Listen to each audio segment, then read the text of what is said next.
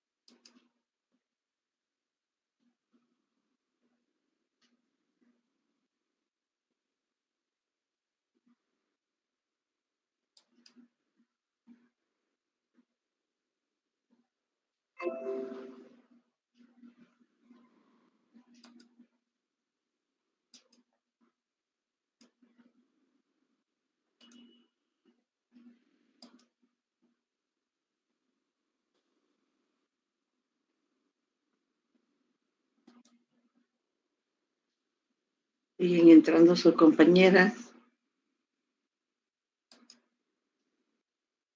¿Ustedes pueden ver lo que estoy presentando o no? No, doctora. Ya, entonces Aún estamos no, a la doctora. mierda.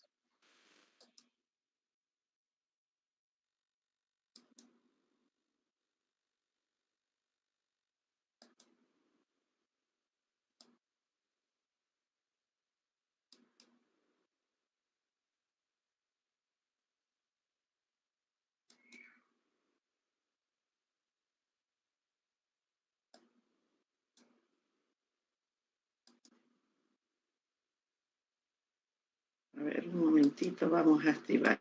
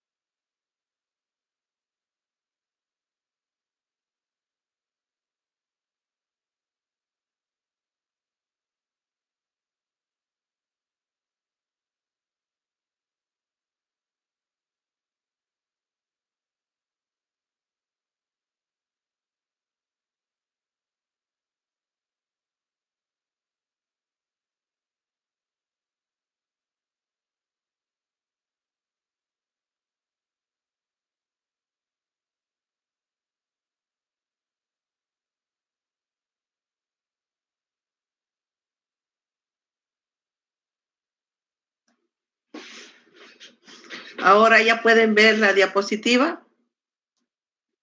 Ya. Sí, doctora. Bueno, entonces vamos a comenzar lo que es la semiología de urología, nefrología o genitourinario.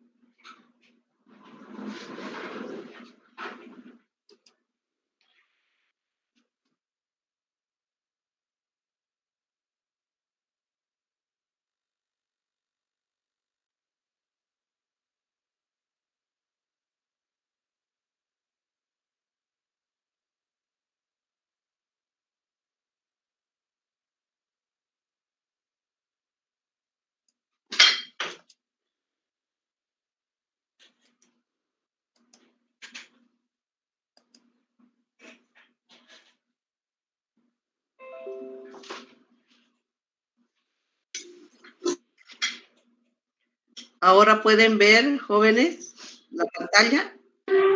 Sí, doctora. Ya. Sí, doctora.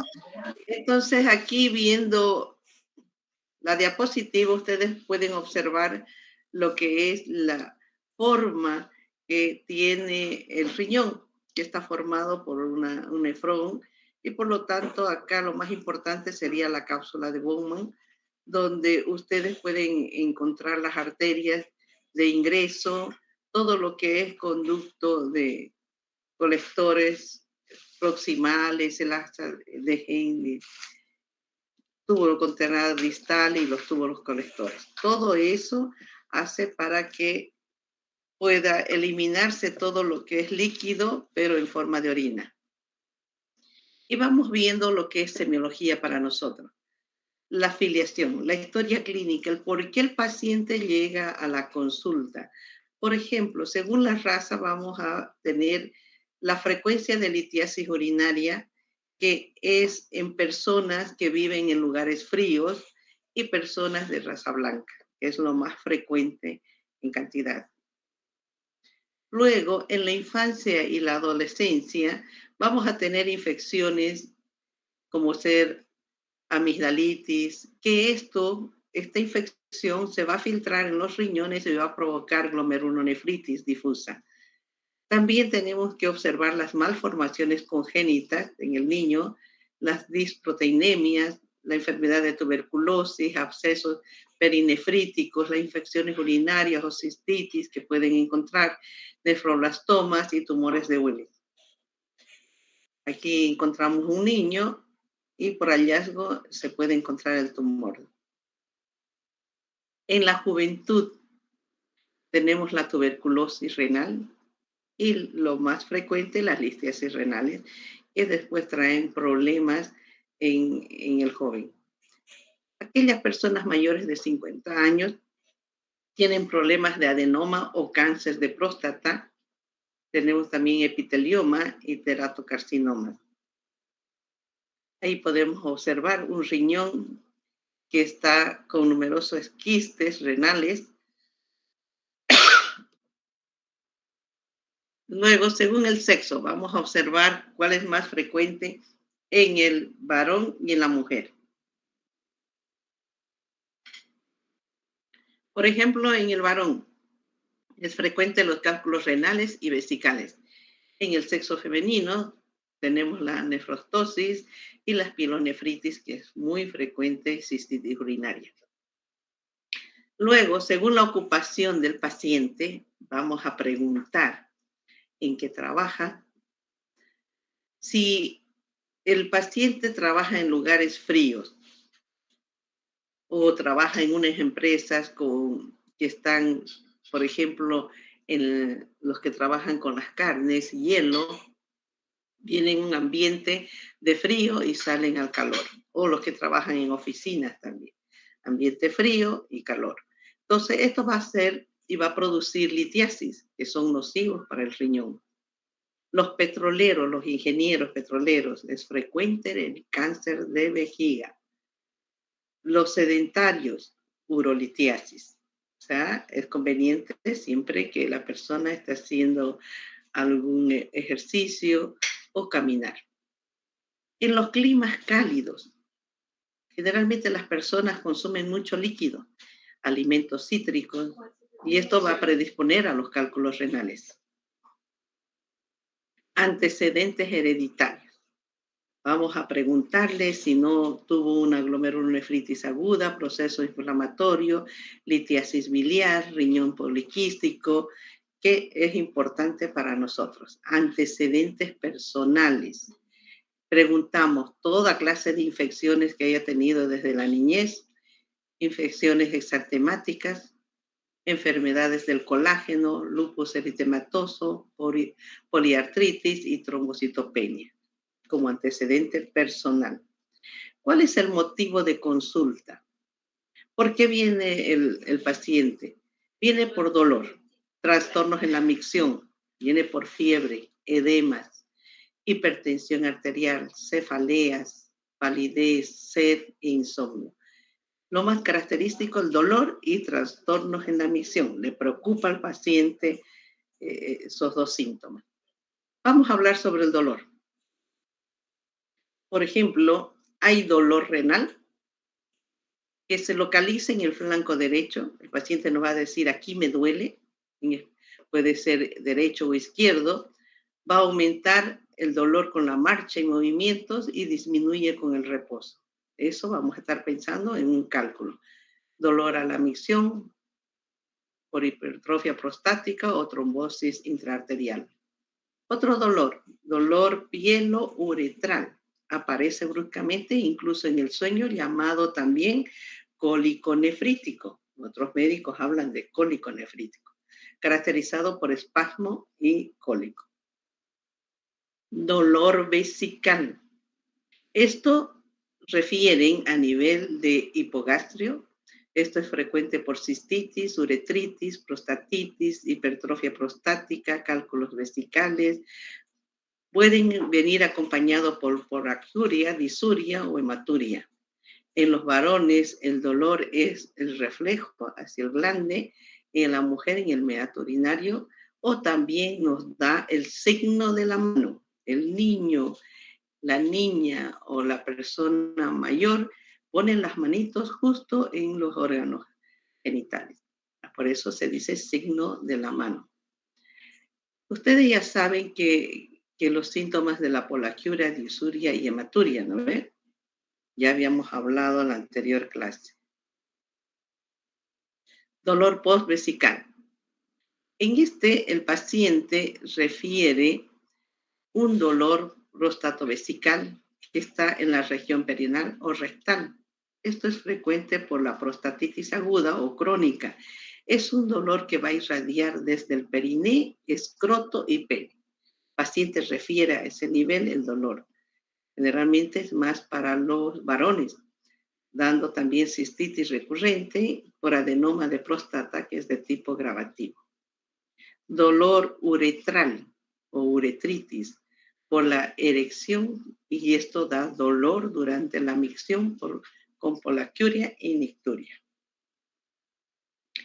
Trastornos en la micción. El paciente se va a preocupar si orina mucho, no orina nada, si orina de noche, si orina de día, y ahora vamos a ver por qué. ¿Qué es la poliuria? Es el aumento en cantidad de orina en 24 horas. Se encuentra en personas con ingesta excesiva de agua, en especial agua fría, medicamentos, edema en los procesos crónicos. Esto va a dar una diuresis osmótica, nefritis crónica en los pacientes diabéticos, también hay en la tuberculosis renal, déficit de hormona antidiurética, administración de corticoides o personas con dixomanía o alteración del centro de la sed. Oliguria.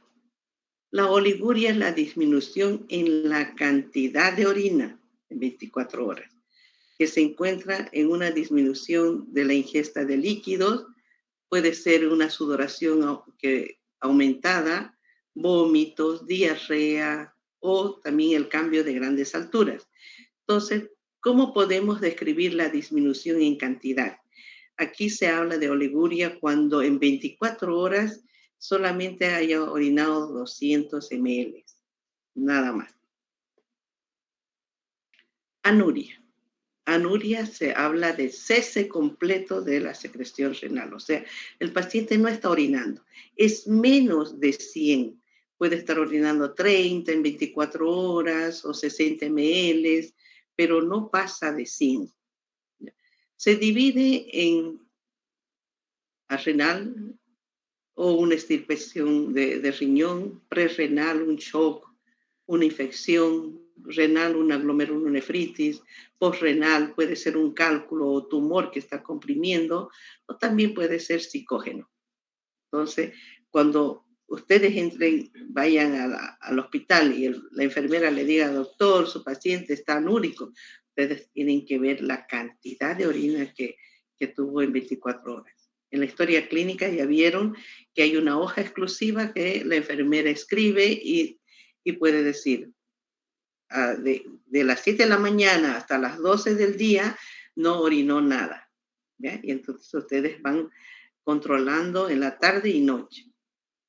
Nicturia, eso es cambio de ritmo, no en cantidad, cambio de ritmo. O sea, es una inversión de que el paciente orina en la noche. Esto encontramos en qué pacientes, insuficiencias cardíacas, en los que tienen adenoma de próstata, esclerosis cerebral. ¿Por qué la insuficiencia cardíaca? Ya hemos visto que los pacientes hacen edema en miembros inferiores en las tardes, generalmente los pacientes con problemas cardíacos. Entonces el paciente se echa, tal vez en posición Fowler o semi-Fowler, pero durante la noche ese líquido que estuvo en miembros inferiores circula y se puede filtrar y entonces la persona va en la noche a orinar.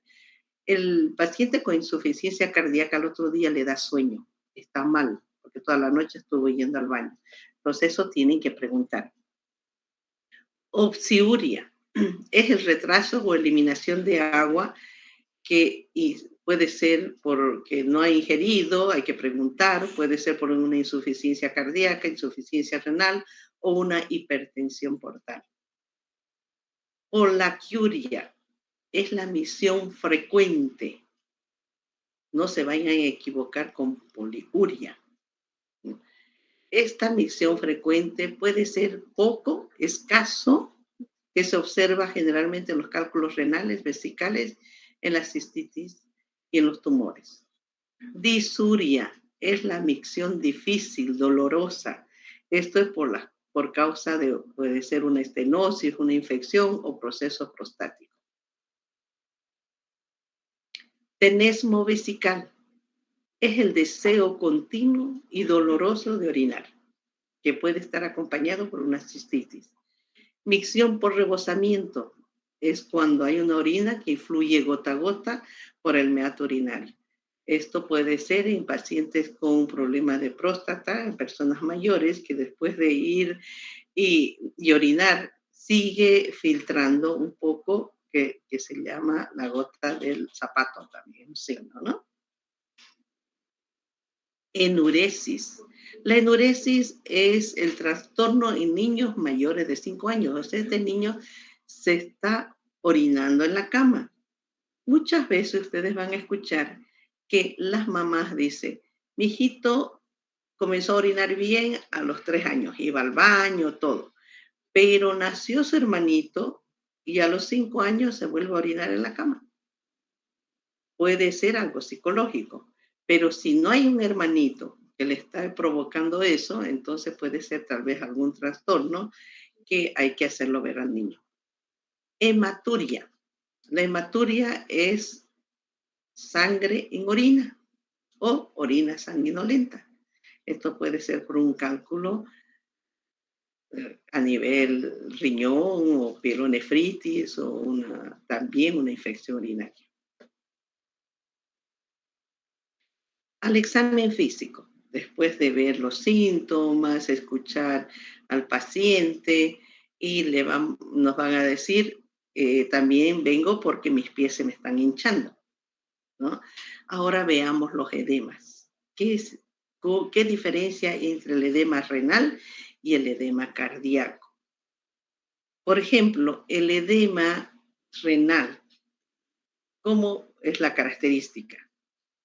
Generalmente es un edema duro. El edema cardíaco es blando. El edema renal es frío. El edema cardíaco es caliente. El edema renal es pálido. El edema cardíaco es rojizo porque hay irritación. En los dos va a haber godet. Como ustedes ven, en la figura podemos observar que nosotros hacemos una presión en el edema y va a dejar huellas, obvia, ¿no? Y eso vamos a ir calculando y vamos a ver hasta dónde los edemas. Si es en los pies, solamente vamos a ver grado 1.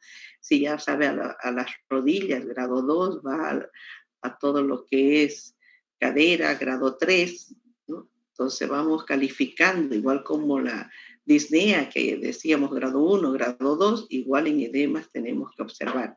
Si los edemas ya van a todo el cuerpo, se llama anasarca, que esto también viene con el globo vesical. Vamos a observar ese globo vesical. Entonces, no nos olvidemos de los síntomas del paciente. Aquí les estoy mostrando una figura donde está afectando solamente que hay edema en escroto y pene. ¿Esto por qué es? Puede ser por un accidente de tránsito que es de un jovencito de 17 años que saltando cayó sobre una madera y se seccionó lo que es la uretra. Entonces se acumuló la orina y se tuvo que operar y poner una sonda para poder que el paciente orine. ¿Lo ven? El edema bastante. Ahora, en esto del examen físico, ya les había hablado de transiluminación. Ustedes, para saber si es líquido o si es sangre, ¿qué tienen que hacer? Ustedes ponen la linterna debajo de la parte de los testículos y si pasa la luz, pueden observar la luz, es líquido. Pero si no pasa la luz, entonces es sangre, ¿ya? Así de simple. La linterna lo ponen por debajo y ustedes ven hacia arriba. Si pasa o no pasa, ¿ya? Nos vamos a la palpación. En la palpación tenemos que observar masas, contracturas, vamos a ver los puntos dolorosos. Tenemos el punto costovertebral de Guyon, que es la unión de la 10ª vértebra dorsal, donde vamos a observar los puntos. Otro punto suprailíaco de Pasteur, que es a 1 centímetro de la cresta ilíaca sobre la línea media axilar. Ahí vamos a ver unos puntos dolorosos de Boas en la región lumbar. Si el paciente no se puede parar y está en decúbito dorsal o ventral, también podemos observar los puntos. Puntos ureterales superiores, medios e inferiores. Estos puntos ureterales superiores ya habíamos hablado en digestivo y les dije que entraban al trabajo de CD que ustedes me van a hacer. Entonces, ahí les muestro que los puntos ureterales superiores se encuentran en la parte media del ombligo. Vamos a trazar una línea que en el borde externo de los rectos, tanto derecho e izquierdo, se encuentran los puntos ureterales superiores. ¿Dónde están los medios? Trazamos otra línea de las espinas ilíacas anterosuperiores y en el borde externo de los músculos rectos se encuentran los puntos ureterales medios. Esos dos me tienen que hacer en la parte anterior, pero no me van a hacer los puntos ureterales inferiores. Eso no van a hacer en el CD. ¿Por qué? Porque tendrían que estar haciendo un tacto rectal en el varón y tacto vaginal en la mujer. Entonces, eso no van a hacer. Bueno, ¿cómo vamos a palpar? Vamos a palpar el riñón derecho. Entonces, el paciente se tiene que ir al lado derecho del paciente para poder palpar en forma bimanual. Utilizamos tanto la derecha y la izquierda de la mano. Entonces, ponemos la mano derecha, dependiendo si voy al riñón derecho, en la parte lumbar, y la mano izquierda en la parte anterior. Entonces, vamos palpando. Y si tengo que palpar el riñón, me voy al lado izquierdo del riñón, o sea, del paciente. Pero vamos a ver qué maniobras podemos hacer en la palpación. Por ejemplo, tenemos el método de Guyon. ¿Cómo es ese método? Se dice que es un método bimanual. El paciente tiene que estar en decúbito dorsal con las piernas flexionadas, el médico con la mano izquierda para el riñón derecho va a deprimir la región lumbar y la otra mano en la parte anterior deprimiendo los dedos por debajo hacia arriba. O sea, vamos de abajo hacia arriba. Eso es uno de las maniobras que ustedes van a practicar juntamente con sus auxiliares en la práctica para que puedan hacer su trabajo. Aquí podemos encontrar también unas figuras del método de Guyon. Ahí están viendo que el médico pone su mano izquierda en la parte lumbar y su mano derecha en la parte anterior. También podemos ver que puedo hacer de abajo hacia arriba, tanto si es varón o mujer.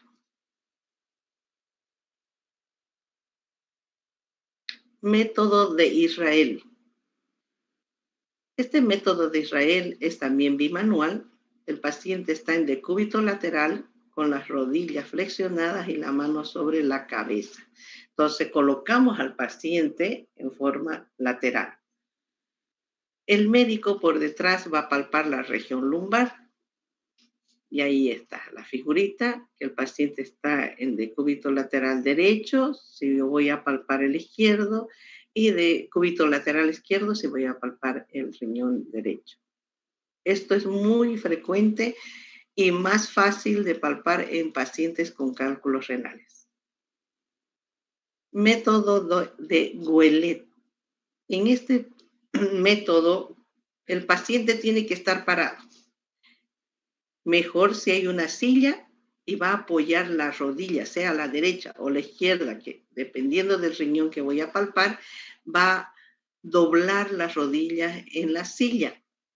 Si hacemos el derecho, entonces palpamos el riñón derecho. Y si pone el pie o doble el pie izquierdo, palpamos el riñón izquierdo. Entonces, en este método de Gouelet necesitamos una silla. Ahí ven la figura, el paciente está apoyado en el espaldar y doblando la rodilla y el médico de igual forma pone bimanual su mano en la parte lumbar y en la parte anterior buscando el riñón. Esto es muy bueno, ¿por qué? Porque al relajar la rodilla, el riñón se va a relajar y va a bajar un poquito, en especial en el derecho. En el derecho es más fácil palpar que en el izquierdo. ¿Y eso por qué? Porque tenemos el hígado. Entonces se dice que el riñón derecho está un poquito más abajo que el izquierdo. Método de Glenard. En este método tenemos también al paciente en decúbito dorsal con la mano izquierda para el riñón derecho, pero en inspiración. Esa es la única diferencia que tenemos en este método, que hacemos que que el paciente haga una inspiración forzada. Otro método sería el peloteo renal, similar a la técnica de Guyon. Ahí, como ven en la figura, tenemos bimanual y siempre el médico va a poner su mano derecha o izquierda en la parte lumbar y la otra mano que va buscando siempre el riñón. Y hacemos unos golpecitos en la parte lumbar para el movimiento del riñón. Percusión. En este método de percusión vamos a utilizar que el paciente puede estar sentado, inclinado y hacia adelante. O sea, puede estar parado si es que no se puede sentar también. Vamos a ver la percusión de Murphy. ¿Cómo es la percusión de Murphy? El médico va a hacer un puño de esta forma, ¿lo ven? Hacemos un puño y vamos a golpear en los puntos dolorosos en la parte lumbar. Ahí ven, el médico está haciendo su puño y está golpeando. Solamente hacemos 3 golpes. 1, 2, 3. En el primer golpe que se haga y el paciente le duele, ya no tienen que estar golpeando 2 veces. Porque si ya le dolió, imagínense si le golpean más. Y ese golpe tiene que ser de una sola fuerza. Ahí nomás, ¿no? 1, 2, 3. Pero si en el primero ya dice, ay, el paciente ahí para. Otro método, si es que el médico no puede hacer puño, puede hacer con el dorso. Entonces, este método se llama de Giordano. Utilizamos el borde cubital de la mano que va a producir dolor, en especial en los cálculos y las nefritis. Entonces, ya no voy a hacer Murphy, voy a hacer Giordano. Entonces, hago de esta forma, ¿no? Entonces, golpeando. Este método sería el de Murphy, ¿no? Porque está haciendo el puño.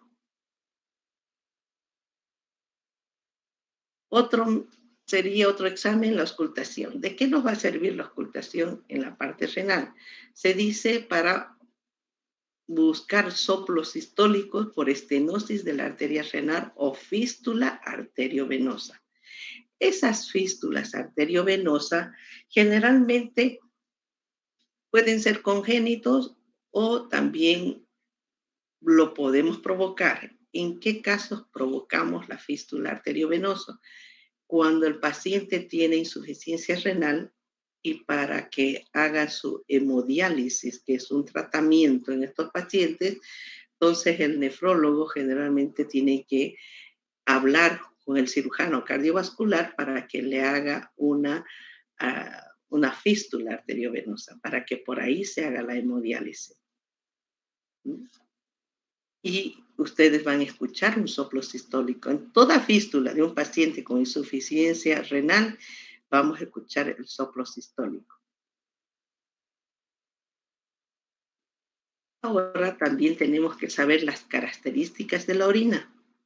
Nosotros a todo paciente que llega a la consulta por dolor, le vamos a pedir laboratorio. Un hemograma completo, una creatinina, urea, un examen de orina y un urocultivo y antibiograma. ¿Para qué? Vamos a saber si el paciente tiene anemia, porque todas las insuficiencias renales ya hay anemia, una infección urinaria, y vemos la ureacreatinina, si está elevada, hay que ver si es por falta de líquido o por alguna infección, y veamos la orina, qué está pasando con la orina. ¿Qué cantidad de orina normalmente tiene la persona? Es de 1200 a 1500 ml, lo normal.